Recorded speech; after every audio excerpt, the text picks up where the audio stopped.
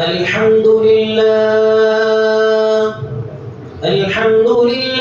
نحمده ونستعينه ونستغفره ونؤمن به ونتوكل عليه ونعوذ بالله من شرور أنفسنا ومن سيئات أعمالنا من يهده الله فلا مضل له ومن يضلله فلا هادي له ونشهد أن لا إله إلا الله وحده لا شريك له ونشهد أن سيدنا وسندنا وحبيبنا ومولانا محمدا عبده ورسوله صلى الله عليه وعلى آله وأصحابه وأتباعه وأزواجه وذرياته أما بعد فأعوذ بالله من الشيطان الرجيم بسم الله الرحمن الرحيم وما خلقت الجن والإنس إلا ليعبدون وقال تعالى وذكر فإن الذكرى تنفع المؤمنين صدق الله العظيم. محترم عزیزوں اور دوستوں، اللہ رب العزت نے ہمیں دنیا میں بھیج کر بہت سی نعمتوں سے نوازا ہے. بہت سے ایام ایسے آئے ہیں جس کے ذریعے سے اللہ تبارک و تعالیٰ نے ہمیں نوازا. بہت سی راتیں ایسی ہیں جس کے ذریعے سے اللہ تبارک و تعالیٰ ہمیں نوازتے ہیں. انہی رات میں سے ایک رات شب برات کی رات ہے.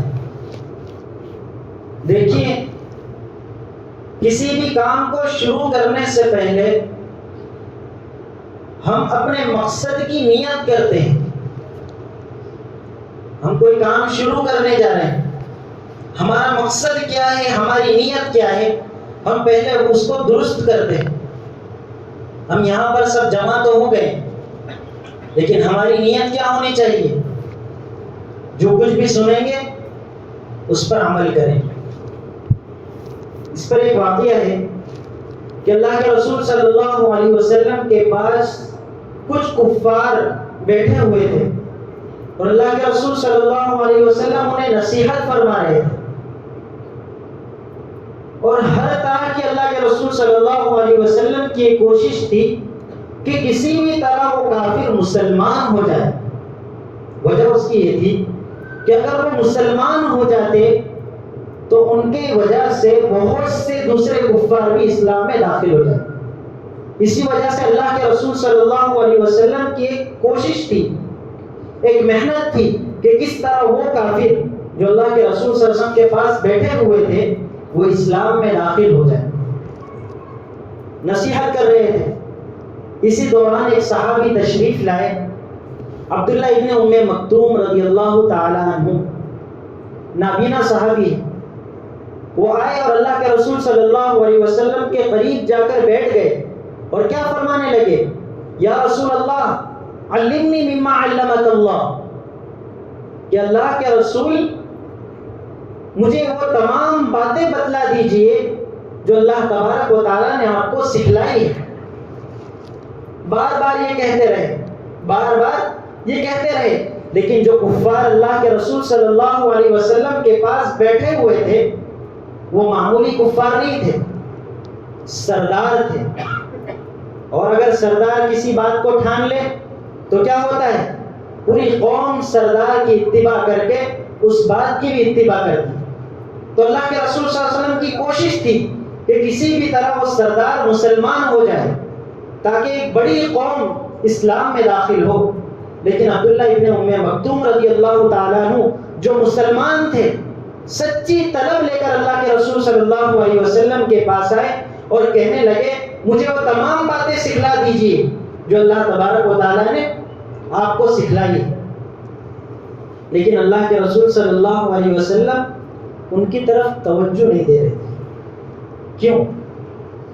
وجہ اس کی یہ ہے کہ وہ تو پہلے سے ہی اسلام میں داخل تھے، پہلے سے ہی اسلام میں داخل تھے، اور کچھ معلومات جو اسلام پر عمل کرنے کے لیے کافی ہو ان کے پاس موجود تھی. لیکن وہ کفار اگر وہ اسلام قبول کر لیتے تو بہت بڑا فائدہ ہو جاتا. اس وجہ سے اللہ کے رسول صلی اللہ علیہ وسلم عبداللہ ابن ام مکتوم رضی اللہ تعالیٰ عنہ کی طرف توجہ نہیں فرما رہے تھے. فوراً آیت کریمہ نازل ہوئی، عبس وتولی ان جاءہ الاعمی، عتاب کے ذریعے سے کہ اللہ کے رسول صلی اللہ علیہ وسلم کو فرمایا گیا کہ آپ رخ پھیر رہے ہو اس بات سے کہ آپ کے پاس ایک نابینا آیا ہے. کیوں؟ اللہ تبارک و تعالیٰ نے عبداللہ ابن ام مکتوم کی وجہ سے اس آیت کریمہ کو کیوں نازل فرمایا؟ یہ ذرا سوچنے کی بات ہے. دیکھیے اللہ تبارک و تعالیٰ کے یہاں بھی کسی کی قدر، کسی کی عظمت اور کسی کا وقار ہوتا ہے تو اس کا بھی بہت لحاظ ہوتا ہے. اللہ کے یہاں قدر کس کی ہے؟ سچی طلب والوں کی. کس کی قدر ہے؟ جو سچی طلب لے کر آیا ہو، اللہ کے یہاں اس کی قدر اور عظمت ہے. عبداللہ ابن ام مکتوم رضی اللہ تعالیٰ عنہ سچی طلب کے ساتھ اسلام کے لیے آئے تھے کہ مجھے کچھ باتیں سکھلا دیجیے. اور جو کفار بیٹھے ہوئے تھے ان کے اندر طلب وغیرہ نہیں تھی، ان کے اندر طلب وغیرہ بالکل نہیں تھی، اور وہ کفار بعد میں کافری ہی کی حالت میں مرے تھے. تو اس پر یہ آیت کریمہ نازل ہوئی. تو کیا پتہ چلتا ہے کہ ہمارے اندر بھی سچی طلب ہوگی تو کیا ہوگا؟ اللہ تبارک و تعالیٰ کے یہاں ہماری قدر ہوگی. آج 15ویں شعبان کی رات ہے، سب لوگ مسجد میں تشریف لا رہے ہیں تو ہم بھی ان کے پیچھے پیچھے چلے گئے؟ نہیں، ہماری ایک طلب ہونی چاہیے کہ اللہ کے رسول صلی اللہ علیہ وسلم جن احکامات کو لے کر آئے ہیں اگر ان کو بیان کیا جائے گا تو اس سے ہم اپنی زندگی میں عملی جامہ پہنائیں گے. ایسی ہماری طلب ہونی چاہیے. تو اللہ تبارک و تعالیٰ کے یہاں طلب والوں کی قدر اور عظمت. ایک اور واقعہ سنیے. مالک بن دینار رحمۃ اللہ علیہ بڑے اللہ کے قریب بندے گزرے، بہت قریب تھے اللہ کے، وقت کے ولی. رات میں ایک مرتبہ ان کے گھر میں چور گھس آیا. کون گھس آیا؟ چور گھس آیا. بہت تلاش کرنے کے بعد بھی اس کو کوئی دنیاوی چیز نہیں ملی. مالک بن دینار رحمۃ اللہ علیہ بیٹھے پورا تماشا دیکھ رہے. جب وہ عاجز ہو گیا کہ مجھے اس گھر سے کوئی چیز نہیں ملنے والی ہے تو مالک بن دینار رحمۃ اللہ علیہ نے فرمایا کیا ہوا؟ کوئی دنیاوی چیز نہیں ملی؟ تو کہا نہیں ملی. بولے چلو تو پھر کچھ آخرت کی چیز لے لو. تو چور بھی بڑا چالاک تھا، اس نے کیا سوچا، ٹھیک ہے چلو دنیاوی چیز تو نہیں ملی، اخروی چیز ہی صحیح. فرمایا کہ جاؤ وضو کرو اور 2 رکعت نماز پڑھو. کیا کہا؟ وضو کرو اور 2 رکعت نماز پڑھو. چور نے وضو کیا اور 2 رکعت نماز پڑھی. پھر مالک ابن دینار رحمۃ اللہ علیہ گھر سے نکلا اور مسجد میں تشریف لے گئے. وہ بھی ساتھ میں ہو لیا. لوگوں نے پوچھا کہ یہ آپ کے ساتھ کون ہے؟ تو مالک ابن دینار رحمۃ اللہ علیہ نے کہا کہ یہ چور ہے، گھر میں چیز چرانے آیا تھا لیکن میں نے اس کو چرا لیا. کیسے چرا لیا؟ دین کے لیے، آخرت کے لیے میں نے اس کا دل چرا لیا اور اس کو اللہ تبارک و تعالیٰ کے سپرد کر دیا. تو دیکھیے ہم بھی ایسی مجلسوں میں جہاں اللہ اور اس کے رسول صلی اللہ علیہ وسلم کی باتیں ہو رہی ہوں تو اگر ہم بھی وہاں پر پہنچیں گے تو اللہ تبارک و تعالیٰ یہ فنا ہونے والی دنیا سے ہمارے دلوں کو پھیر کر ہمیشہ کی آخرت کی طرف ہمارے دلوں کو کر دے. اس لیے ہمیں کیا چاہیے کہ سچی طلب سے اور لگن سے باتیں سنیں. ٹھیک ہے انشاءاللہ سنیں گے سر. دیکھیے شب برات کے متعلق کچھ باتیں ایسی ہیں کہ اس سے پہلے بھی بیان کیا تھا کہ اللہ تبارک و تعالی کے یہاں اس رات کی بہت بڑی فضیلت ہے. اگرچہ قرآن میں نہیں ثابت ہے لیکن صحابہ کرام رضوان اللہ علیہم اجمعین کی احادیث سے ان کے آثار سے اس کا پتہ چلتا ہے کہ اللہ تبارک و تعالیٰ کے یہاں اس رات کی بھی بڑی عظمت اور قدر ہے. تو فضیلت والی رات ہے. تو اب اس میں ہمیں کیا کام کرنے ہیں اور کیا کام چھوڑنے ہیں وہی سب سے بڑی چیز ہے. کون سے کام ہمیں اس رات میں کرنے ہیں اور کون سے کام چھوڑ دینے ہیں. تو دیکھیے جو کام کرنے کے ہیں وہ یہ ہے کہ اس رات میں ہم اللہ تبارک و تعالیٰ کی خوب عبادت کریں. اللہ تبارک و تعالیٰ کی خوب عبادت کرے, خوب ذکر کرے, جہاں تک ممکن ہو قرآن کریم کی تلاوت کرے اور دعاؤں کا اور نمازوں کا اہتمام کرے. نوافل چاہے جو بھی عبادت ہو اس رات میں ہم اس کو کرنے کا اہتمام کریں.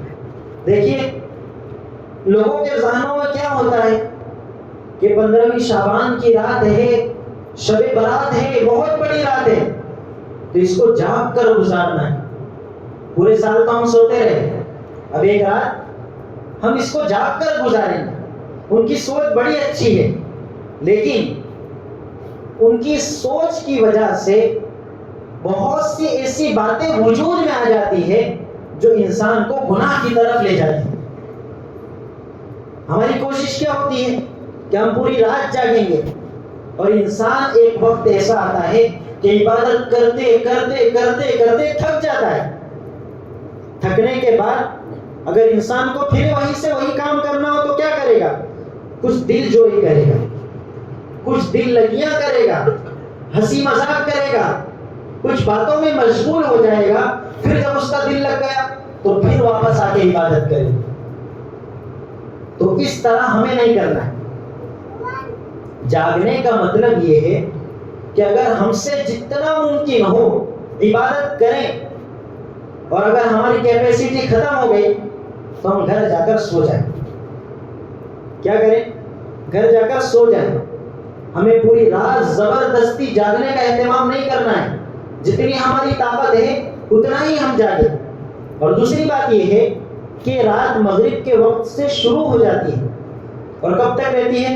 طلوع فجر تک. تو ہم کیا کرتے ہیں جاگنے کے لیے ہم کچھ وقت آرام کر لیتے ہیں, کچھ بات چیت میں مشغول ہو جاتے ہیں, پھر 11-12 بجے جاگنے کا اہتمام کرتے ہیں. کتنے بجے؟ جب لوگوں کو سونے کا ٹائم ہو جاتا ہے اس وقت ہم جاگنے کا اہتمام کرتے ہیں. اور پھر وہی بات پیدا ہو جاتی ہے, گپ شپ میں مشغول ہو جاتے ہیں, نیند کا غلبہ ہو جاتا ہے, صحت پر اثر ہوتا ہے.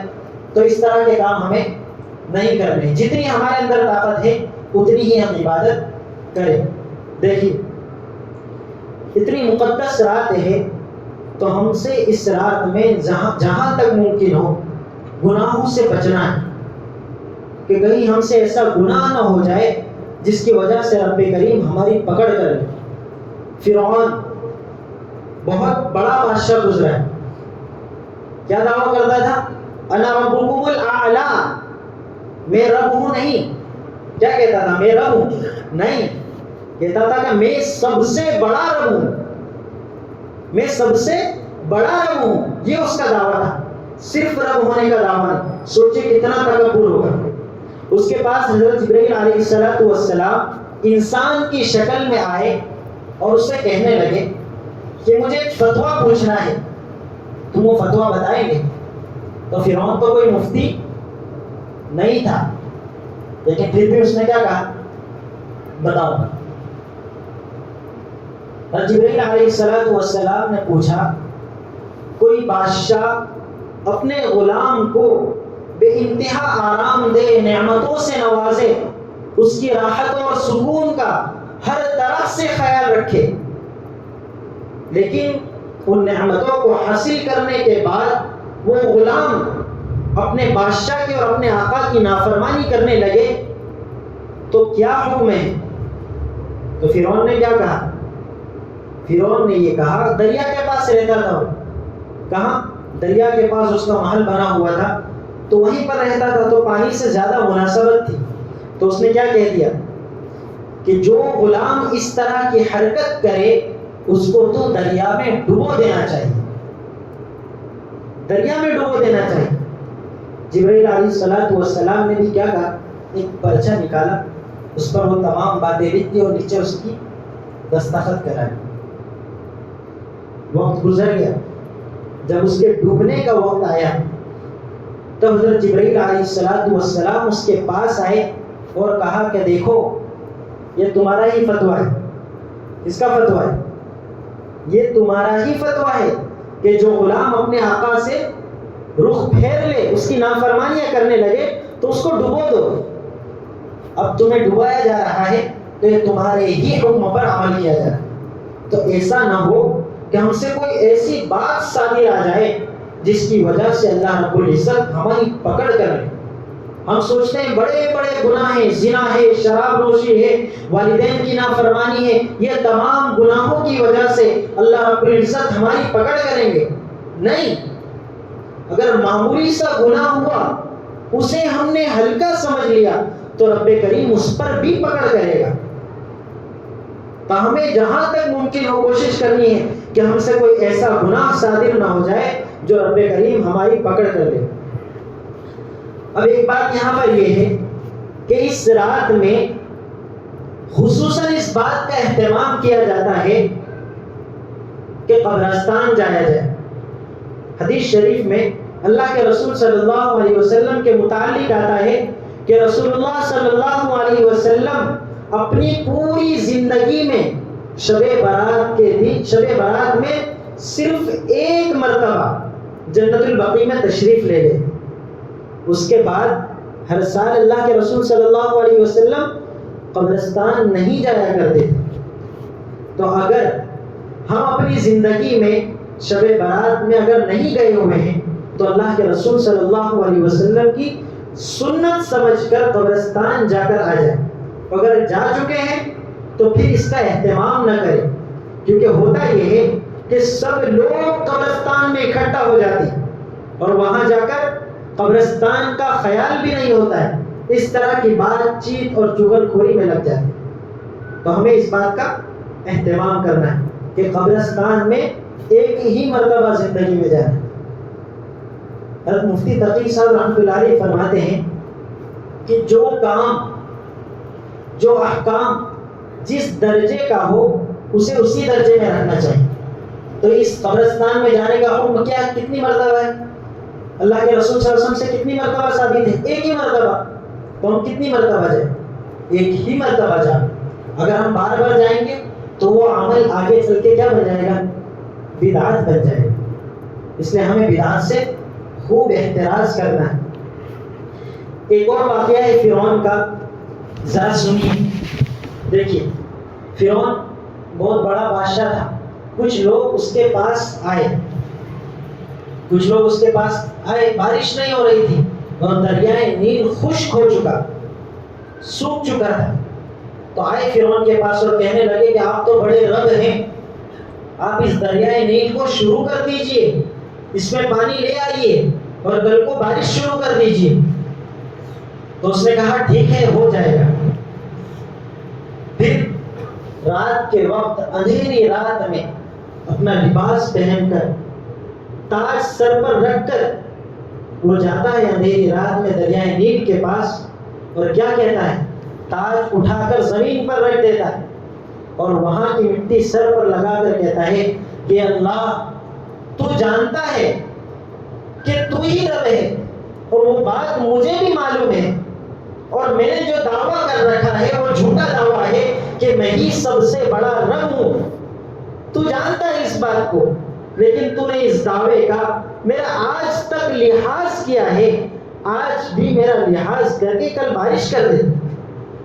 کیا دعا کرتا ہے کہ اللہ میرا لحاظ رکھ لے، میرے اس دعوے کو سچا ثابت کر دے.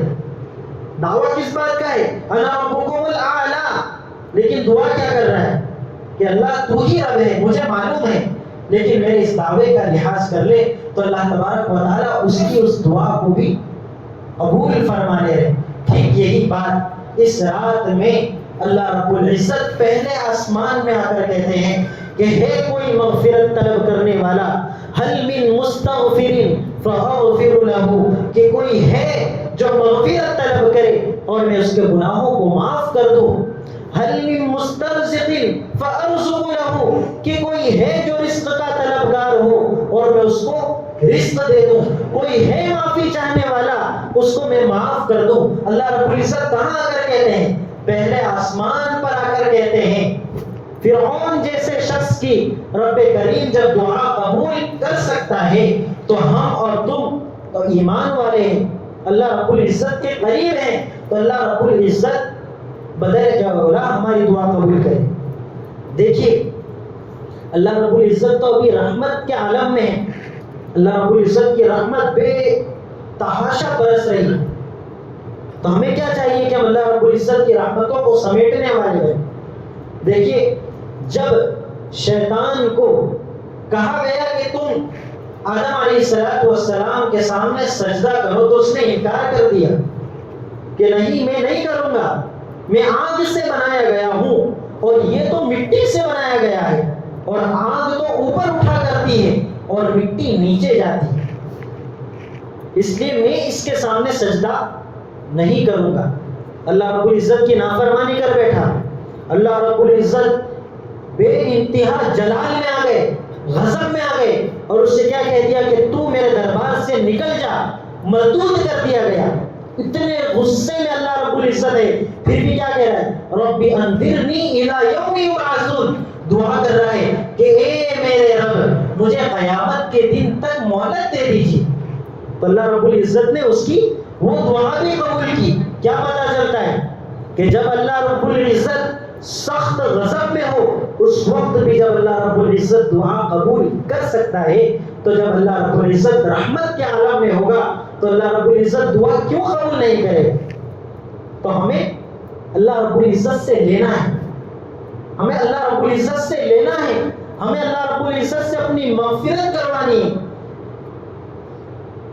تو سب کریں گے انشاءاللہ، دعاؤں کا اہتمام کریں گے۔ دیکھیے اب ایک بات یہاں پر اور یہ ہے کہ عبادت کس طرح کی جائے، شب برات میں عبادت کا طریقہ کیا ہے؟ تو اس پر بہت سے لوگوں نے کچھ طریقے اپنی طرف سے گھڑ دیے ہیں کہ اتنی رکعتیں پڑھو اور اس میں اتنی صورتیں پڑھو، پہلی رکعت میں اتنی صورتیں اتنی مرتبہ، دوسری رکعت میں فلاں صورت اتنی مرتبہ، یہ اپنی طرف سے انہوں نے گھڑ لیا ہے۔ لیکن حدیث شریف میں اور کہیں پر بھی عبادت کا کوئی مخصوص طریقہ اس رات میں نہیں ہے۔ اپنی مرضی سے انسان جس طرح عبادت کرنا چاہے عبادت کرے۔ اور دوسری بات یہ ہے کہ عبادت تو کرے گا لیکن اجتماع کی شکل میں نہیں۔ جب انسان کسی بادشاہ کے سامنے جائے تو بادشاہ کے دو دربار ہوا کرتے ہیں۔ کتنے دربار ہوتے ہیں؟ دو دربار ہوتے ہیں، ایک عام دربار ہوتا ہے اور ایک خاص دربار ہوتا ہے۔ کیسا ہوتا ہے؟ ایک عام دربار جس میں سب شامل، اور ایک خاص دربار جس میں کچھ مخصوص بندے اس کے پاس رہتے ہیں۔ ٹھیک اسی طرح اللہ رب العزت کا اس رات میں خصوصی دربار رکھتا ہے۔ اگر ہم اس بادشاہ کے سامنے خاص دربار میں کسی دوسرے انسان کو اس کی اجازت کے بغیر لے جائیں تو بادشاہ کی نافرمانی ہوگی، اس کی بے عزتی ہوگی۔ ٹھیک اسی طرح اگر اس رات میں ہم اجتماع کی شکل میں اللہ رب العزت کی اطاعت اور فرمانبرداری اور عبادت میں مشغول ہوں اور اللہ رب العزت سے دعاؤں کا اہتمام کر رہے ہوں جو خاص دربار ہے، اور اس میں ہم اجتماع کی شکل پیدا کر دیں تو اللہ کی نافرمانی اور بے عزتی نہیں ہوگی۔ اس لیے ہمیں کیا کرنا ہے کہ ہمیں اللہ رب العزت سے تنہائی میں بیٹھ کر باتیں کرنی، اپنی جو ضروریات ہیں اسے اللہ رب العزت کے سامنے رکھ کر اللہ رب العزت سے وہ ضروریات پوری کروانا ہے کہ اللہ مجھے اس چیز کی ضرورت ہے، اللہ میرا فلاں کام اٹکا ہوا ہے اس کو تو پورا کر دے، اے اللہ میرے گھر میں یہ تکلیفیں اور مصیبتیں ہیں اس کو جڑ سے ختم کر دے۔ تو ہم کس طرح لوگوں کے سامنے بیٹھ کر اس طرح دعا کریں گے؟ نہیں، تنہائی میں ہم اللہ تبارک و تعالیٰ سے اپنا تعلق جوڑیں۔ جب تنہائی میں ہم اللہ رب العزت کے ساتھ تعلق جوڑیں گے تو اللہ رب العزت کے بہت قریب ہو جائیں گے. اب ایک بات سن لو کہ اس رات میں کچھ کل 8 بندے ایسے ہیں جن کی مغفرت نہیں ہوتی. نمبر 1 شرک کرنے والے. شرک سب سے بڑا گناہ ہے. اللہ رب العزت سب گناہوں کو معاف فرما دے لیکن شرک کو کبھی بھی معاف نہیں کریں گے. خود قرآن کریم میں ارشاد ہے ان اللہ لا یغفر ان یشرک بہ ویغفر ما دون ذلک لمن یشاء کہ اللہ رب العزت شرک کو کبھی معاف نہیں فرمائیں گے اور اس کے علاوہ جتنے بھی گناہ ہیں اگر اللہ رب العزت سے سچی پکی توبہ کر لی گئی تو اللہ رب العزت کیا کریں گے؟ معاف کر دیں گے. دوسرا آدمی کون ہے جس کی اس رات میں مغفرت نہیں ہوتی ہے؟ وہ ہے کینہ رکھنے والا. دل میں کسی شخص کے لیے عداوت اور دشمنی رکھے تو اس شخص کی بھی اس رات میں مغفرت نہیں ہوتی. ایک واقعہ ہے، دیکھیے اللہ کے رسول صلی اللہ علیہ وسلم کی مجلس لگی ہوئی ہے اور ایک صحابی وہاں سے گزر رہے ہیں تو کیا فرماتے اللہ کے رسول صلی اللہ علیہ وسلم کہ جو صحابی جا رہے ہیں یہ کون ہے؟ جنتی ہیں. ایک صحابی کو ہوا کہ بھئی یہ کون سا ایسا عمل کر رہے ہیں جس کی وجہ سے رسول اللہ نے ان کو جنتی ہونے کی بشارت دے دی. تو وہ 3 دن ان کے گھر پر مہمان رہے اور ان کا عمل کوئی ایسا انہیں نظر نہیں آیا. آخر میں انہوں نے پوچھ لیا کہ بھئی ہمیں بتلا دو کہ ایسا کون سا عمل ہے جس کے ذریعے سے رسول اللہ صلی اللہ علیہ وسلم نے تمہیں جنتی کہا ہے. تو فرمانے لگے کہ رات کو جب میں سوتا ہوں تو اپنے دل کو کینے سے، حسد سے، بغض سے، عداوت سے، سب سے پاک کر لیتا ہوں. تو ہمیں بھی کیا کرنا ہے؟ اپنے دل میں جس شخص کی بھی دشمنی ہو، عداوت ہو، کینہ ہو، اس سے ہمارے دل کو پاک اور صاف کر لو. تیسرا شخص جس کی اس رات میں مغفرت نہیں ہوتی ہے وہ والدین کا نافرمان. اللہ رب العزت نے بہت بڑا مقام رکھا ہے والدین کا. اللہ رب العزت نے قرآن میں جہاں بھی بیان فرمایا ہے وہاں پر اللہ رب العزت نے اپنی اطاعت اور اپنی فرمانبرداری کے بعد، اپنی توحید کے بعد والدین کا ذکر فرمایا. کیا ہے؟ وَقَضَىٰ رَبُّكَ أَلَّا تَعْبُدُوا إِلَّا إِيَّاهُ. اللہ رب العزت کیا حکم دے رہے ہیں؟ وَقَضَىٰ رَبُّكَ أَلَّا تَعْبُدُوا إِلَّا إِيَّاهُ کہ تم اللہ کے سوا کسی کی عبادت مت کرو. فوراً دوسرا حکم کیا ہے؟ وَبِالْوَالِدَيْنِ احسانا، والدین کے ساتھ حسن سلوک کرو. تو سوچیے جس ہستی کو اللہ رب العزت اپنی توحید کے بعد، اپنی عبادت کے بعد ذکر فرما رہے ہیں وہ کون سی ہستی ہے؟ وہ والدین کی ذات ہے. تو ہمیں اپنے والدین کو راضی کرنا ہے، اپنے والدین کو خوش کرنا ہے تاکہ ہماری بھی اس رات میں مغفرت ہو جائے. چوتھا شخص جس کی اس رات میں مغفرت نہیں ہوگی وہ ہے قطع رحمی کرنے والا، رشتہ داروں سے تعلق توڑ دینے والا. ہمیں رشتہ داروں سے تعلق جوڑنا ہے، توڑنا نہیں. پانچواں شخص جس کی اس رات میں مغفرت نہیں ہوگی وہ اپنے پائجامے کو ٹخنوں سے نیچے رکھنے والا ہے. اللہ کے رسول صلی اللہ علیہ وسلم نے احادیث میں منع فرمایا ہے. کیا فرمایا ہے؟ کہ اپنی ازار کو ٹخنوں سے اوپر رکھا کرو. تو ہمیں کیا کرنا ہے؟ اپنی ازاروں کو ٹخنوں سے اوپر کرنا ہے. آج کل جو فیشن چلی آ رہی ہے کہ فلاں ایکٹر تو ایسی پینٹ پہن رہا ہے، فلاں ایکٹر نے یہ کام شروع کر دیا ہے، فلاں ایکٹر ایسا لباس پہن رہا ہے تو ہم بھی اس کے نقشے قدم پر چل کر وہی لباس پہ اختیار کر لیں. نہیں، ہمارے سامنے اگر کسی کے نقشے قدم پر ہمیں چلنا ہے تو وہ رسول اللہ صلی اللہ علیہ وسلم کی ذات ہے. کس کی ذات ہے؟ اللہ کے رسول صلی اللہ علیہ وسلم کی ذات ہے. دیکھیے تو پانچواں شخص کون ہو گیا؟ جس نے اپنی ازار کو ٹخنے سے نیچے رکھا. چھٹا شخص جس کی اس رات میں مغفرت نہیں ہوگی وہ ہے شراب نوشی کرنے والا. بہت بڑا گناہ ہے. حدیث میں کیا آتا ہے؟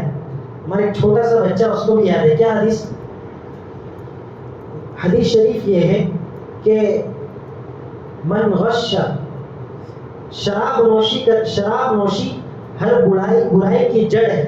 حدیث شریف میں یہ ہے کہ شراب نوشی ہر برائی کی جڑ ہے. اگر ہم شراب نوشی کرنے والے بن گئے تو ہر طرح کے فسادات ہم سے وجود میں آئیں. اس لیے ہمیں کیا کرنا ہے؟ اس شراب نوشی نہیں کرنی. اگر جو کر رہا ہے تو اللہ رب العزت سے توبہ کر لے. توبہ کرنے کے بعد اللہ رب العزت اس کی بھی مغفرت فرما دے. اور ایک شخص کون ہے جس کی اس رات میں مغفرت نہیں ہوگی؟ وہ ہے رشتے دار، یاد نہیں آ رہا ہے، کچھ اس طرح کی باتیں ہیں جن کی اس رات میں مغفرت نہیں ہوگی. تو ہمیں اس بات کا اہتمام کرنا ہے کہ ہم ان سب شخصوں میں سے جن کے اللہ رب العزت مغفرت نہیں کرے گا، ان میں سے ہمارا شمار نہ ہو. ایک بات کہہ کر اپنی بات کو ختم کرتا ہوں. دیکھیے یہ ہم تو کس کی تیاری میں لگے ہوئے ہیں، آج شب برات کی تیاری میں لگے کہ اس میں عبادت کرنا ہے، چست ہیں، فریش ہو کر آئے کہ ہمیں اس رات میں عبادت کرنی ہے، اللہ سے مانگنا ہے. لیکن دیکھیے قریب ہے وہ مہینہ جو سب سے مبارک ہے، پورے سال کا سردار ہے. کون سے نام سے جانا جاتا ہے؟ رمضان المبارک. کس نام سے جانا جاتا ہے؟ رمضان المبارک. اس کے نام ہی میں حکمتیں چھپی ہوئی. کیا حکمت ہے؟ مبارک کا مطلب کیا ہے؟ بہت برکت والا. اگر کوئی شخص آپ کے یہاں بہت اچھی چیز لا کر رکھ دے اور آپ اس کو استعمال نہ کریں، یوں ہی ضائع کر دے، پھینک دے، تو کیا ہوگا؟ وہ شخص ناراض ہوگا نہیں ہوگا؟ ناراض ہوگا. تو ہمیں اللہ رب العزت کون سا مہینہ عطا کر رہے ہیں؟ جو اس کے یہاں سب سے بابرکت مہینہ ہے، رمضان کا مہینہ عطا کر رہے ہیں. اگر ہم رمضان میں اس کی مبارک گھڑیوں کو ضائع کر دیں گے تو اللہ رب العزت ہم سے راضی ہوگا؟ نہیں، اللہ رب العزت ہم سے ناراض ہو جائے گا. کچھ باتیں اس سے پہلے بھی بتلائی گئی تھی کہ رمضان المبارک میں بہت سی چیزوں کا اہتمام کرنا ہے. رمضان آنے سے پہلے ہمیں اس کی تیاریاں کرنی ہے. جیسے 15ویں شعبان کا روزہ، عام طور پر لوگ کیا سمجھ لیتے ہیں کہ اس کو رکھنا ہی ہے، ضروری ہے. نہیں، لیکن شعبان کے ہر مہینے میں، شعبان کے پورے مہینے میں جس دن بھی انسان، کوئی آدمی چاہے فضیلت کے لیے وہ روزہ رکھ سکتا ہے. خاص ہمیں 15ویں شعبان کا روزہ نہیں رکھنا ہے. نہیں، میں 15ویں شعبان کا ہی روزہ رکھوں گا، اس طرح یہ درست نہیں ہے. 15ویں شعبان کا روزہ ایام 20 میں سے. اللہ کے رسول صلی اللہ علیہ وسلم ہر مہینے 3 دن کے روزے رکھتے تھے، 13، 14 اور 15. انہی میں سے 15ویں شعبان کا روزہ بھی آتا ہے. اگر کوئی شخص اس کا اہتمام کرتا ہو کہ ہر مہینے 3 روزے رکھ رہا ہے تو اسے بھی چاہیے کہ 15ویں شعبان کا روزہ رکھے. اور اگر کوئی شخص رکھنا ہی چاہتا ہے تو کس نیت سے رکھے کہ اللہ تبارک و تعالیٰ نے شعبان کے مہینے میں روزہ رکھنے کی فضیلت بیان کی ہے، اس لیے روزہ رکھنا. خاص 15ویں شعبان کا روزہ رکھ رہا ہوں، یہ نیت بالکل نہ کریں. تو دیکھیے، تو ہمیں تیاری ہو رہی ہے ابھی سے. روزہ رکھنے کے لیے کیوں کہا جا رہا ہے؟ تاکہ آگے جا کے ہم تیار ہو جائیں. ہم کسی لمبی ٹرپ پہ نکلتے ہیں تو کیا کرتے ہیں؟ پہلے گاڑی کی ٹیسٹ کر لیتے ہیں، صحیح سے چل رہی ہے نہیں چل رہی، تب جا کے ہم کیا کرتے ہیں؟ پھر لمبی ٹرپ پر نکلتے ہیں. اس طرح ہمیں پہلے سے تیار کیا جاتا ہے کہ تم اس مہینے میں روزوں کا اہتمام کرو تو آئندہ چل کر تم رمضان کے لیے بالکل چست اور چالاک ہو کر تیار ہو جاؤ.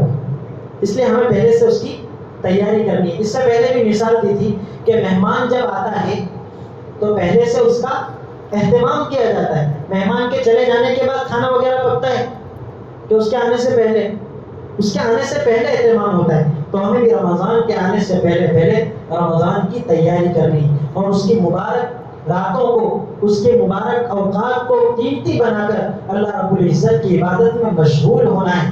آج کل ہمارے یہاں بہت بری رسم چلی آتی ہے کہ ہم عید کی تیاری کے لیے رمضان المبارک کی پاک گھڑیوں کو اور مبارک گھڑیوں کو ہم ضائع کر دیتے. کہاں پر؟